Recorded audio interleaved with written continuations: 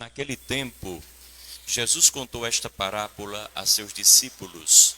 O reino dos céus é como a história do patrão que saiu de madrugada para contratar trabalhadores para a sua vinha.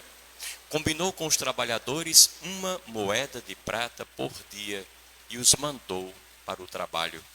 Às 9 horas da manhã, o patrão saiu outra vez, viu outros que estavam na praça desocupados e lhes disse: Ide também vós para a minha vinha, e eu vos pagarei o que for justo. E eles foram. O patrão saiu de novo ao meio-dia e às 3 horas da tarde e fez o mesmo. Saindo outra vez pelas 5 horas da tarde, encontrou outros que estavam na praça e lhes disse: Por que estáis aí o dia inteiro desocupados? Eles responderam: Porque ninguém nos contratou. O patrão lhes disse: Ide vós também para a minha vinha. Quando chegou a tarde, o patrão disse ao administrador: Chama os trabalhadores e paga-lhes uma diária a todos, começando pelos últimos até os primeiros. Vieram os que tinham sido contratados às 5 da tarde, e cada um recebeu uma moeda de prata. Em seguida vieram os que foram contratados primeiro e pensavam que iam receber mais. Porém, cada um deles também recebeu uma moeda de prata. Ao receberem o pagamento, começaram a resmungar contra o patrão. Estes últimos trabalharam uma só hora, e tu os igualaste a nós, que suportamos o cansaço e o calor o dia inteiro. Então o patrão disse a um deles: Amigo, eu não fui injusto contigo. Não combinamos uma moeda de prata? Toma o que é teu e volta para casa. Eu quero dar a este que foi contratado por último o mesmo que te dei. Por acaso não tenho o direito de fazer o que quero com aquilo que me pertence? Ou estás com inveja porque estou sendo bom? Assim, os últimos serão os primeiros e os primeiros serão os últimos. Palavra da salvação. Ele, o patrão, a quem é comparado o reino dos céus, ele contrata pessoas para a sua vinha. Ou seja, ele se coloca a serviço das pessoas. O que ele tem para servir aos outros é uma vinha. E ele utiliza esse expediente para o fazer. A grande pergunta é: qual é a nossa vinha? Qual é a sua vinha? O que é que você tem que Deus lhe ofereceu, que Deus lhe dotou com tal, para colocar-se a serviço dos outros? Porque não há maior propósito nessa vida do que prestar serviço. Coloquemos isso na nossa cabeça. Estamos aqui para prestar serviço. E não estamos totalmente alheios, impossibilitados, de mãos atadas, sem saber o que fazer. Todos nós temos recursos, potenciais, dons, talentos, inclinações, possibilidades, mil. E precisamos utilizar essas possibilidades e, através delas, nos colocar a serviço das pessoas. Porque elas também, invariavelmente, estão fazendo o mesmo de lá para cá. Qual é a nossa vinha, afinal de contas? E é bom a gente saber que a nossa realização depende disso, de colocar-nos a serviço, desenvolvendo os nossos dons e talentos. Porque a pessoa mais feliz na vida e mais realizada nesse mundo não é aquela que faz o que gosta. Isso é uma coisa muito individualista, muito egoísta. É uma coisa muito minha. E eu posso estar pecando por conta disso. A pessoa feliz, equilibradamente feliz, é aquela que descobre o que sabe fazer de melhor e faz. Se você tiver dificuldade de saber por si só o que é que você sabe fazer de bom e faz com perfeição, pergunta a alguém com quem você convive, alguém que recebe de alguma maneira os frutos das suas atitudes e ações, e você vai ter alguma pista. Sempre fazemos alguma coisa bem feita, através dos dons que recebemos de Deus. desenvolvamos isso, alarguemos essas possibilidades, para que através disso, que é somente nosso, é o nosso diferencial, possamos prestar o nosso serviço, cumprir o nosso propósito, realizar a nossa finalidade, aquela para a qual nós viemos ao mundo. Essa é a nossa vinha, essa é a nossa praia, essa é a nossa eira, esse é o nosso espaço de trabalho na relação com as pessoas todas. Terceiro aspecto, ele sai de madrugada, o patrão. Essa palavra não está aqui à toa. Sair de madrugada à procura das pessoas significa tomar iniciativa. Fazer o que é necessário ser feito já, sem protelar, sem se desviar, sem deixar para depois. O que tem que ser feito, tem que ser feito. E o quanto mais rápido, melhor. E é muito importante que a gente se dê conta disso. Fazer por primeiro. Não esperar por nada, nem por ninguém. Não se tornar refém das circunstâncias externas, nem das vontades alheias. Porque às vezes a gente tem tanto projeto bom na cabeça da gente, tanto ideal, tanto sonho, e fica pensando naquilo, sobretudo na virada de ano. A gente, quando chega Natal, Ano Novo, é próximo ano, aí temos um monte de proposta boa. Chega o primeiro dia do ano, segundo, e a gente já esqueceu. Vamos esperar pelo próximo ano agora. E as desculpas a gente tem todas. Não é porque não dá, porque não depende só de mim, fulano de tal ainda não conseguiu. É um primo meu que está viajando, quando ele chegar, eu acho que no meio do ano ele chega, a gente vai acertar fazer isso e tal. A gente tem as desculpas. A gente se sabota com muita facilidade. E vai se convencendo, ainda que de uma maneira não muito convincente, de que é por ali mesmo, mas não é. É muito importante que a gente não dependa de circunstâncias nem de pessoas. Se há alguma coisa na sua cabeça, no seu coração, importante, que você elegeu para fazer, faça-o agora. Ou seja, vá fazendo e, com o passar do tempo, no percurso, vá ajeitando as coisas, vá arrumando, vá corrigindo, mas não deixe de fazer. Por quê? Porque meu pai falava sempre isso. Só se aperfeiçoa aquilo que se começa. Se você não começa nada, não tem nada para melhorar. E vai ficar a vida inteira lamentando esse nada que você nunca começou. É preciso começar algo. As pessoas nem sempre nos apoiam, nem sempre compreendem o nosso projeto e o nosso sonho. Há muita gente que vai resistir e bater contra, mas isso faz parte. E às vezes, quanto mais houver resistência e pessoas contrárias a nós, maior e mais digno é o nosso desafio de ser cumprido. Nós vamos qualificar ainda mais os nossos sonhos para realizá-los. E depois de conseguirmos fazer, lá na frente dizemos, passei por poucas e boas, mas consegui. Quase não me deixavam, mas eu não me deixei vencer pela vontade alheia, pelos olhos alheios, pelas expectativas, pelas pressões que vieram contra a corrente do meu projeto. Esse também é um dado de sair de madrugada. Não fiquemos esperando nem por nada, nem por ninguém. Eu me lembro daquela passagem de Jesus Cristo, quando estava com os apóstolos na última ceia, e ele falava que um de vós há de me trair. E Judas pergunta-lhe, serei eu, mestre? E o que é que Jesus responde a Judas? O que você tem de fazer, faça já. O que você tiver de fazer na sua cabeça, no seu coração, faça já, agora. Não agora mesmo, espere acabar a missa. Mas faça. Não deixe passar muito tempo. Porque hoje, mais do que nunca, a gente tem tanta coisa na cabeça, é tanta informação. E com essas maquinazinhas maravilhosas que a gente tem nas mãos, e todo mundo as tem, aí é muito fácil a gente se perder, até esquecer, depois de 2 minutos, o que é que era importante que a gente leu ali, naquele site, ou coisa que o valha. Anote e diga, isso aqui é bom, e eu vou fazer já. Às vezes é uma coisa dentro de casa. Às vezes é uma palavra que você tem que dar a alguém que está no quarto vizinho ao seu.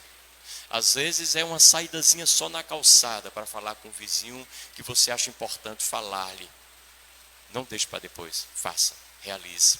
Somente se qualifica para fazer coisas maiores aquele que foi capaz de realizar coisas pequenas. Somente será capaz de realizar os grandes projetos se você foi capaz de realizar os menores, aqueles que aparentemente não valem nada, que ninguém dá bolas para eles. Se alguém fica a vida inteira esperando um dia oportuno para fazer uma grande coisa, é provável que não faça nem grande e nem pequena. Vai passar pela vida em brancas nuvens.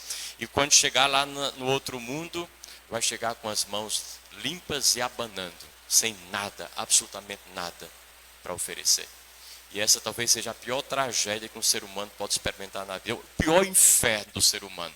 Mais do que esse, com um demônio, com uns tridentes, uns espetos para nos espetar e um fogo grande para o calor. Não. Esse é pequeno. Esse a gente até consegue alcançar e ultrapassar.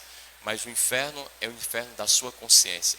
Saber que você foi dotado com 1000 possibilidades para fazer 1000 coisas boas e não fez absolutamente nada. Jogou seu tempo fora, sua vida fora, e todas as chances que recebeu foram igualmente para o lixo. Depois, esse patrão, ele insiste, ele tem perseverança. Ele sai em vários momentos do dia. De madrugada, às 9, ao meio-dia, às 3 e às 5. Ou seja, ele não para de sair. Ele quer contratar pessoas para a sua vinha. Trata-se aqui da virtude da perseverança nas coisas boas. Porque nós somos muito afeitos aos bons começos. Nós, para começarmos coisas e projetos, é uma maravilha, a maioria de nós o faz. Mas lá, depois de uma semana, 10 dias, depois de uma dieta que a gente começou, está se sentindo bem, mais magro, mais leve. As doenças até acabaram por algum momento e tal, desapareceram. E aí vem o aniversário do sobrinho, aquelas coxinhas maravilhosas, aquelas coisas, um bolinho, refrigerante, só hoje, também é só hoje, não sou de ferro. Tal. E aí é no sábado, no domingo, não, mas também retomar a dieta no domingo não é bom não. Eu vou aproveitar que eu parei ontem, eu vou comer também umas coisinhas hoje. Na segunda-feira você não começa mais não. Você vai voltar ao que era antes, porque as águas correm para o mar. Nós nos habituamos a isso e é isso que vamos fazer. Então, ou você é perseverante nas coisas boas que decidiu fazer para você e para os outros, ou nada feito. O autor sagrado do livro do Apocalipse, provavelmente São João, ele escreveu 7 cartas a 7 comunidades diferentes. Cada uma das cartas é distinta, mas o final das cartas é coincidente, é o mesmo. Ele termina dizendo: aquele que perseverar até o fim, esse será salvo. A perseverança até o fim é quem nos dá o resultado bom de que nós esperamos. Se nós paramos no meio de uma coisa boa que a gente começou, nada feito, absolutamente nada. Eu não quero dizer com isso que a gente tem que levar ao fim tudo aquilo que a gente começa, não. Porque tem algumas coisas que a gente começa e tem que acabar com elas logo. Não tem que perseverar, não. Alguém lhe disse que um livro era bom, você começou a ler o livro, lá pelo meio, já na página 150, o livro não presta para nada, não lhe ensinou nada, deixe esse bendito livro de lado, vai começar outro, não perca mais tempo. Indicaram um filme para você, começou a ver o filme, já está com 50 minutos, não aconteceu nada que preste, deixe esse filme de lado e vá ver outro. A gente não tem que terminar o que começou só porque começou. Tem muita coisa que não vale a pena que a gente dê continuidade a ela, mas algumas valem a pena. E a gente tem que levar adiante essas que nós elegemos, porque logo no princípio, quando começamos a realizá-las, os frutos começaram a brotar. Os sinais foram se evidenciando. E a gente diz: eu não tenho dúvida, é por aqui que eu vou. E vou até o fim. E de preferência vou terminar logo, para depois saborear esses frutos por mais tempo. Depois há um outro detalhe, ele combina o salário com os empregados. Ele manda todo mundo para lá e combina o salário. Combinar com as pessoas envolvidas o que nós fazemos. A melhor coisa do mundo é a gente viver em harmonia, conversando, combinando, se entendendo. Quando as coisas são combinadas, a satisfação envolve todo mundo que está ali. Quando não é combinada, aí é uma coisa imposta de cima para baixo. Às vezes satisfaz momentaneamente uma parte. Momentaneamente, porque nem ela se satisfará plenamente com o passar do tempo. Então acabou aquele tempo da ditadura, do autoritarismo, do calha a boca, aqui quem manda sou eu. Isso não existe mais não. Hoje tudo é combinado, tudo é conversado ou nada feito. Numa casa, uma criança de 2 anos tem direito a dar palpite. Às vezes é quem dá mais palpite. E às vezes é quem bota as ideias dela para frente. Ele convence avô, avó, pai, mãe, os irmãos mais velhos. Todo mundo lê na sua cartilha. Hoje é assim, todo mundo tem que ser ouvido, tem que ser respeitado. E nós temos que estar atentos a todas as pessoas. Escutar todas as pessoas. E levar em conta o que todo mundo diz e quer. E depois encontrar um meio termo, porque a virtude, segundo Santo Tomás, está sempre no meio. Nunca está nas pontas. Nunca está nos extremos. Então procurar esse equilíbrio, nem muito ao céu e nem muito à terra, é fruto de uma combinação entre nós. Aliás, o nosso Deus é um Deus que age sempre em parceria. Nenhum milagre é feito fora dessa parceria que Deus estabeleceu entre nós e Ele. Todo milagre leva em conta o que nós pensamos e queremos. É tanto que Jesus Cristo, dele se diz que ali ele não fez nenhum milagre. Por quê? Porque as pessoas não tinham fé. Ou seja, não faziam a parte delas. E era preciso que fizessem. Deus não nos faz engolir por fim da força o seu projeto só porque Ele é Deus. É exatamente o contrário. Porque Ele é Deus, Ele é parceiro, Ele é amigo e Ele nos leva em conta o tempo inteiro. Combinemos as coisas com as pessoas. Conversemos com as pessoas. 1 vez, 2, 3, 10. Tantas quantas forem necessárias para a gente encontrar uma forma de conviver da maneira mais apaziguada possível. Combinar é a palavra de ordem. Lembro-me de uma história que fala em combinação, que quando o Garrincha jogava pela seleção, ele tinha uns dribles desconcertantes, maravilhosos. E o Brasil estava enfrentando a Argentina e estava perdendo, precisava ali empatar pelo menos para levar para a prorrogação e para os pênaltis. E aí colocaram o Garrincha. O Zagallo chamou o Garrincha e disse, olha, você vai entrar e vai ter que salvar, fazer o gol. Eu vou dizer como é que você vai fazer. O Garrincha ficou todo o tempo olhando para eles. Você vai entrar, vai pegar a bola aqui na intermediária, vai driblar esses 2 atacantes. Isso é fácil, eles não são tão bons de bola. Lá na frente você vai passar a bola pelas pernas daquele outro centroavante, que ele também não é bom. Lá na frente você dá um drible de corpo, como você sabe fazer, e vai tirar os 2 zagueiros da jogada. Depois desvia o goleiro e faz o gol. Tá certo assim? Ele disse, não, da minha parte está tudo certinho. Agora o senhor já combinou com os argentinos?